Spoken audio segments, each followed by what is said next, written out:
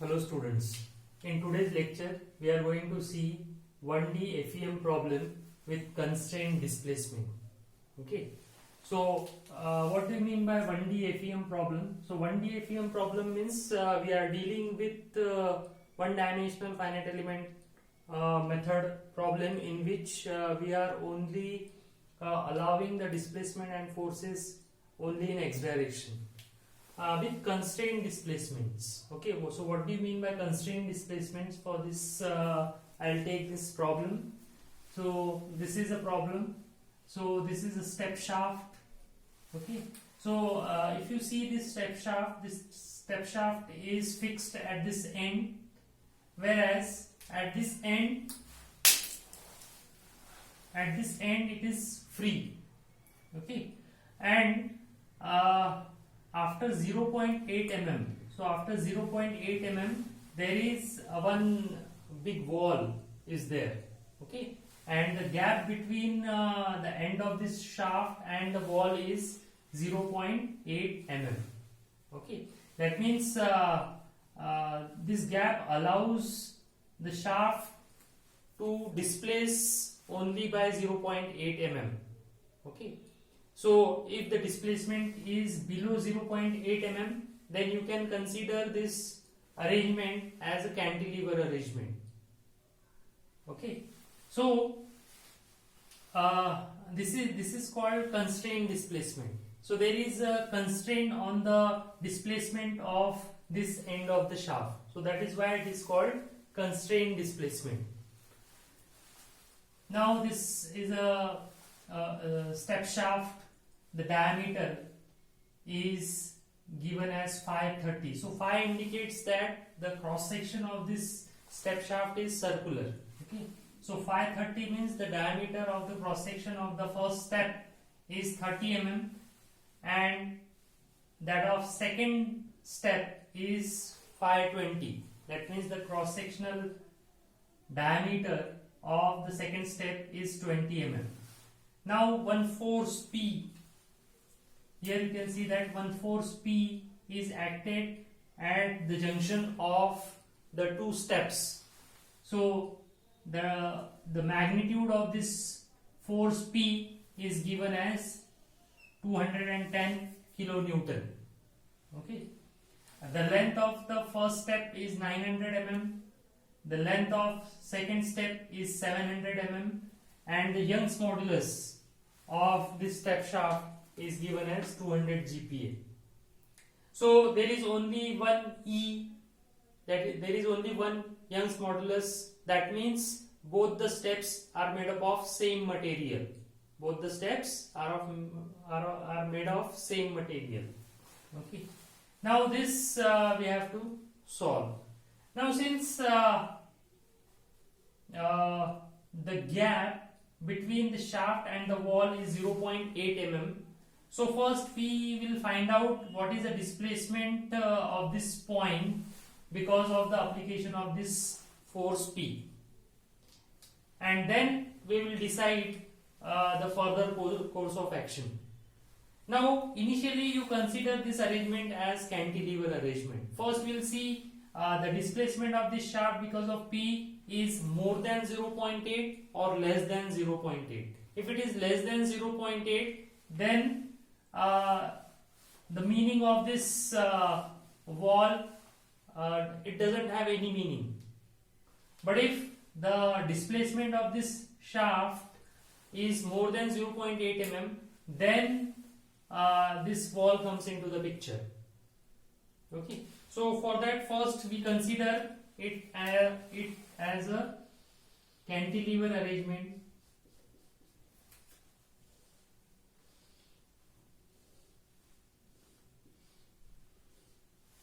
Okay, so this is 530, this is 520, and one force P is equal to 210 kilonewton is acting at this junction.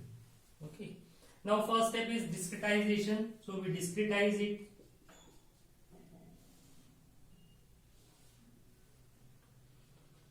Okay, This is node number 1, this is node number 2, this is node number 3. Okay, one force P is acting in positive x direction of 210 kilonewton. Okay, this is element number 1, this is element number 2. The displacement at node number 1 is denoted as U1, force as F1. At node number 2, displacement is U2, force is F2.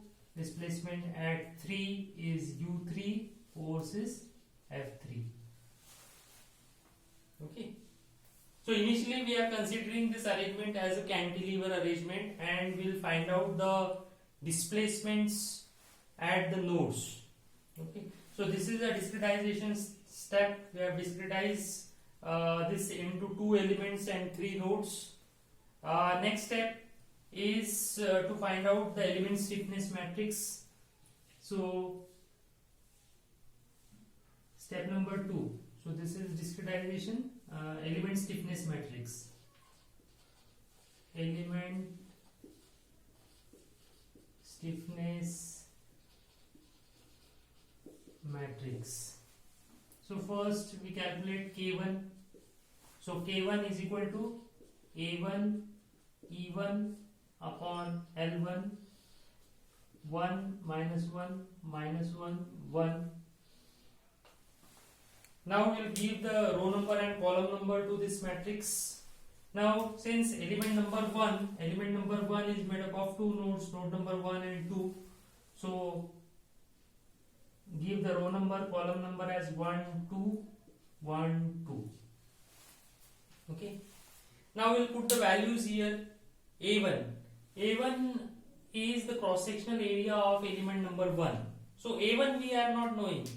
So A1 we calculate first. A1 is equal to pi by 4 d1 square. So pi by 4.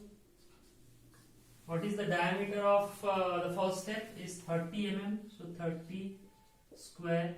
So this comes out to be 706.83 mm square. Okay. Now E1 we know, E1 is 200 GPa. So GPA means that is nothing but 200 into 10 to the power 3 MPa, or it is nothing but Newton per mm square. Okay, it is very essential to convert all the units into Newton mm, and L1 we know it is at 900 mm.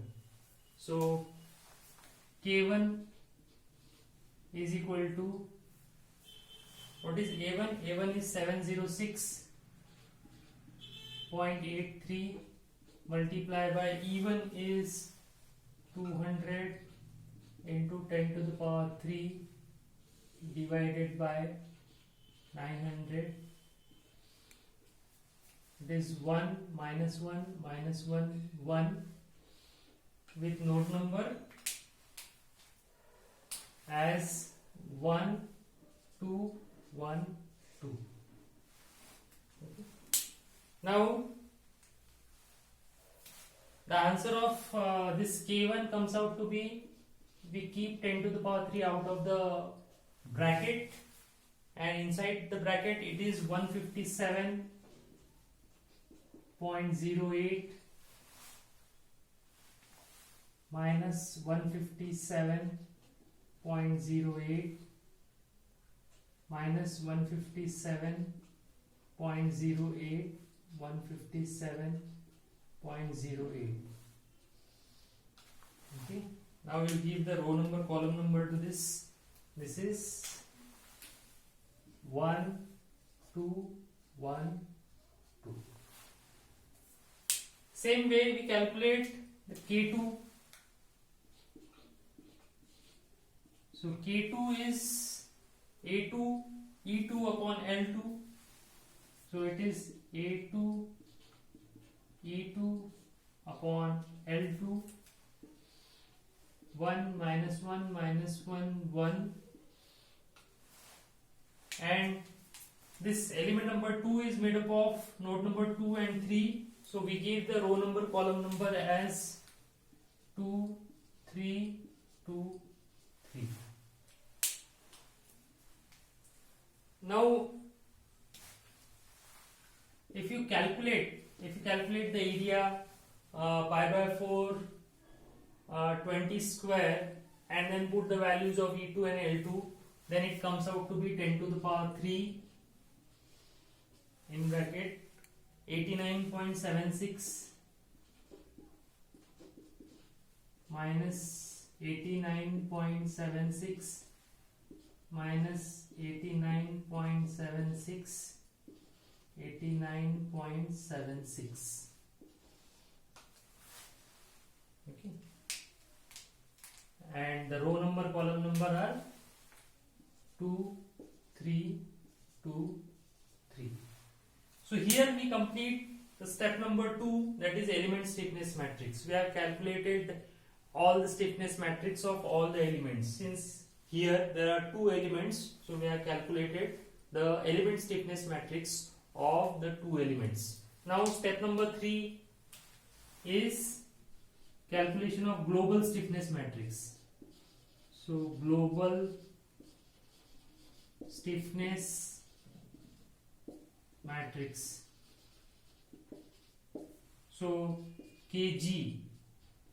So Kg stands for global. So Kg is nothing but K1 plus K2. Okay.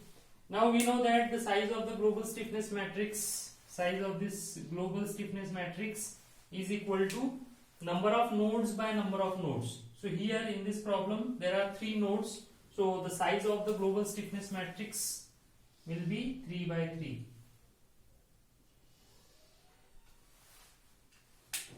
Okay. So 1 2 3 1 2 3. Okay, we keep 10 to the power 3 out of the bracket.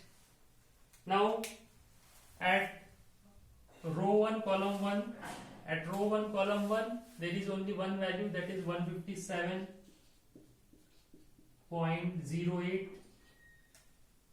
Row 1 column 2, there is minus 157.08. Row 1 column 3, there is no value here, so we keep as 0. Then row 2 column 1, there is minus 157.08.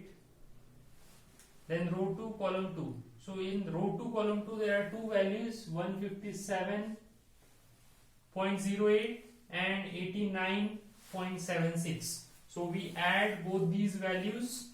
So the addition of both these values comes out to be 246.84. So 246.84. Then row 2 column 3 is minus 89.76. So here there is 0 minus 89.76 and here 89.76. So this is a global stiffness matrix. Now we are ready with global stiffness matrix. So next is apply the principle of minimum potential energy or Rayleigh-Ritz method. So apply PMPE. So apply PMPE means the global force matrix is equal to the global stiffness matrix multiplied by the global displacement matrix. Okay. So global force matrix means there are 3 forces, F1, F2, 3 nodes means on these 3 nodes we assume that there are three forces F1, F2, F3. So F1, F2, F3 is equal to, the global stiffness matrix is given by this matrix. It is 10 to the power 3 in bracket 157.08 minus 157.08 0 minus 157.08 246.84 minus 89.76 0 minus 89.76 89.76. Okay. So this is for row number 1, 2, 3, 1, 2, 3. And what is a global displacement matrix? Global displacement matrix means consider the displacements at all the three nodes 1, 2, 3. So it is U1, U2, U3. Okay.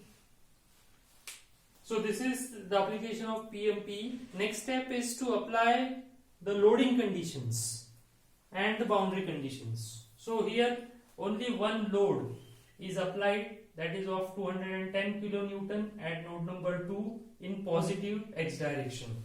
So this F2 is equal to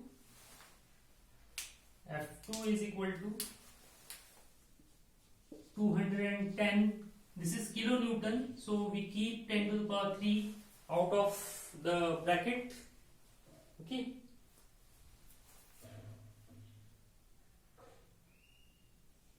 Yes. And at F3 there is no load. So at F3 there is no load, so we consider it as at 0. Okay. Now this 10 to the power 3, 10 to the power 3 get cancelled. So these are the two loading conditions. Now we apply the boundary conditions. So boundary conditions means which node is fixed, which node is fully constrained. So here we can see that node number 1 is fixed. It doesn't allow to move anywhere, or there is no force. So that is why what we'll do, we cancel the first row and first column of this arrangement. So we cancel out the first row and first column. Okay. So what is remaining over here?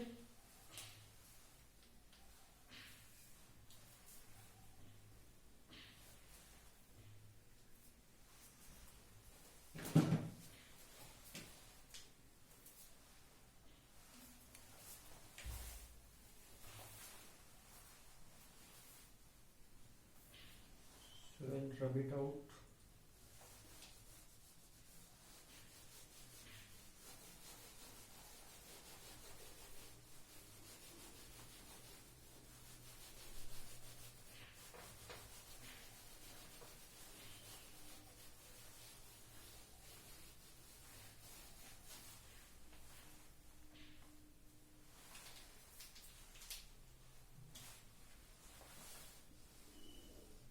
So what is remaining here?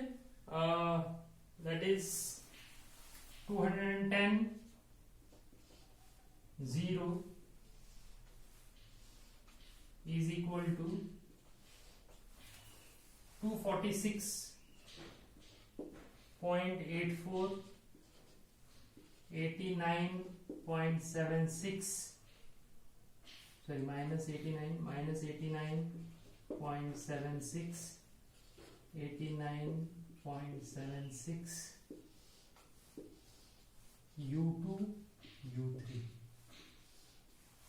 So there are two equations, that is 210 is equal to first row multiplied by first column, so 246.84 into U2 minus 89.76 into U3. This is equation number 1. And second is 0 equal to minus 89.76 U2 plus 89.76 into U3. This is equation number 2. And then you solve these two equations simultaneously. So there are two equations, two unknowns. So solve it. These two simultaneous equations, you will get the value as u2 is equal to 1.33 and u3 is equal to 1.33 mm. So these are the two displacement values. So here you can see that both the values are same. So what is the practical meaning of this u2 equal to 1.33 and u3 equal to 1.33? So since we consider it as a cantilever arrangement, so if you apply this force, then we have considered cantilever, so there is no restriction for the movement. So whatever the displacement u2 is taking, the same displacement will be taken by u3 as well, because there is no restriction for this cantilever arrangement according to our assumptions. But now here you can see that the value of u3 comes out to be 1.33, whereas the allowable space for u3 to expand is only 0.8. Okay, so there is no space, there is no 1.33 mm space for the displacement of u3. There is only 0.8 mm space is available. Okay, so write down a sentence here. So here u3 is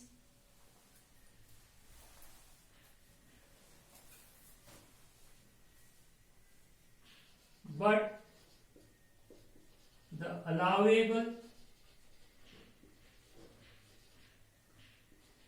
space for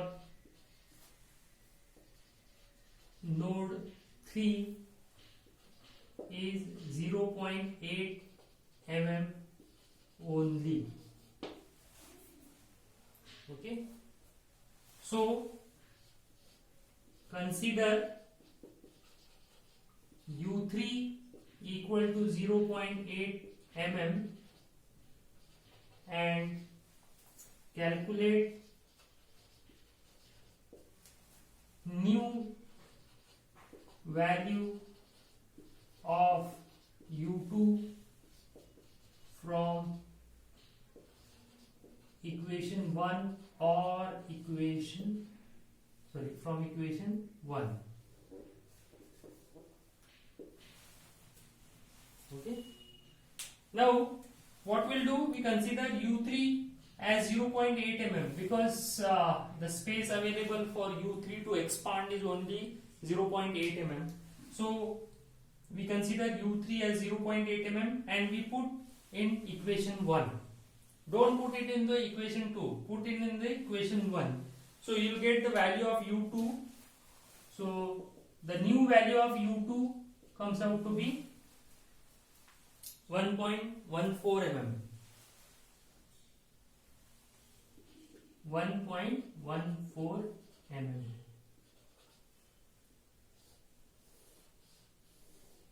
So the displacement at u2 is 1.14 mm, displacement at u3 is 0.8 mm.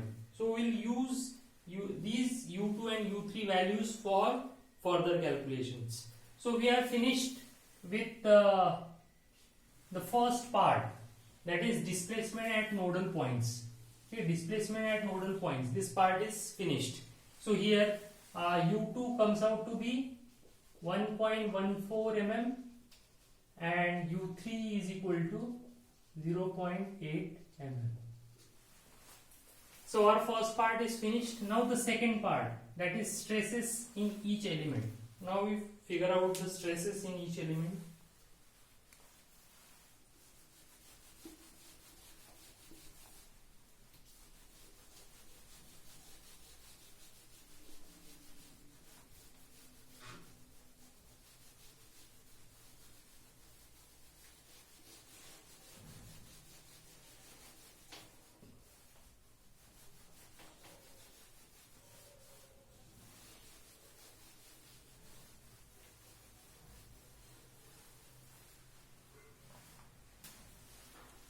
Now step number, so 4, 5, 6. Stresses in each element. So in first element, so sigma 1, so stresses in element number 1. So we have seen how to calculate the stresses in the element, that is E1 by L1 U2 minus U1. Okay, so here E1 is given as 200 into 10 to the power 3 divided by L1. L1 is 900 and U2 is what? U2 is 1.14 minus U1 is 0. So the answer of this expression comes out to be 253.33 253.33 MPa, Newton per mm square or MPa. Similarly, sigma 2 is equal to E2 upon L2 U3 minus U2. So here U2 is 200 into 10 to the power 3 divided by U2 is 700. U3 comes out to be 0.8 minus U2 is 1.14, and the answer of this expression is minus 97.14 MPa. Now what is this positive and negative sign indicates? So positive side indicates that there is a tensile stress, whereas the negative sign indicates compressive stress.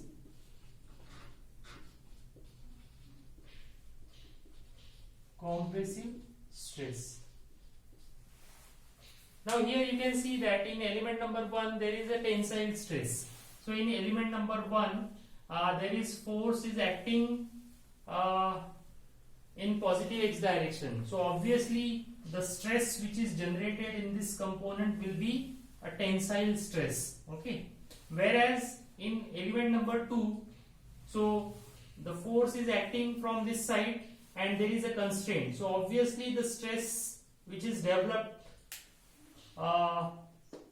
in this element will be a compressive stress. Okay, so there will be a compression. So force is acting from this side, constraint is applied on the other end. So obviously there will be a compression over there.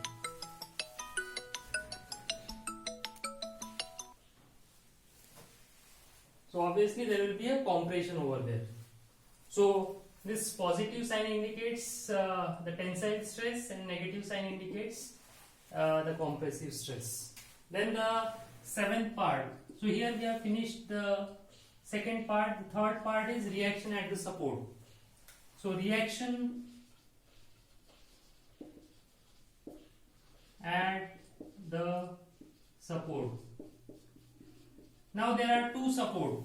So one is at node number 1 and another one is at node number 3, because after the expansion, after the displacement, this wall will give the support to this arrangement. So there are two reactions. So first reaction 1.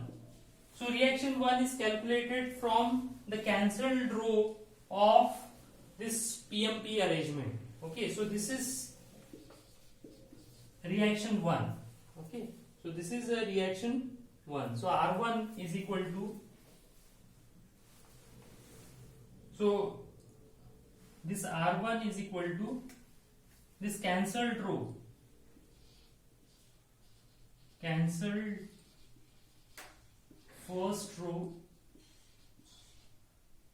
multiply by the global displacement matrix. So what is the cancelled row here? 10 to the power 3 is out of the bracket, 10 to the power 3. Inside the bracket it is 157.08 minus 157.08, 0. It is U1, that is 0, U2 is equal to 1.14 and U3 is equal to 0.8. So when you calculate, then the reaction comes out to be minus 179.07 kilonewton. Okay. Similarly, reaction R2 is equal to the third row. Okay, so third row, so means 10 to the power 3, 0 minus 89.76, 89.76 multiply by 0, 1.14, 0.8, and the answer of this expression is minus 30.51 kilonewton. Okay.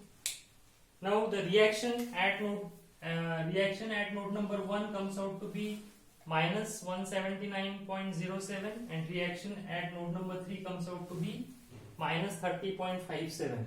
So there is a one way of cross checking your answer, whether your answer is correct or not. So there is one way by which you can cross check the answers, so whether your answer is correct or not. So always the sum of the two reactions or sum of the reactions of any problem will be equal and opposite to the external loading. Okay, so here there is only one external force, that is of 210 kilonewton.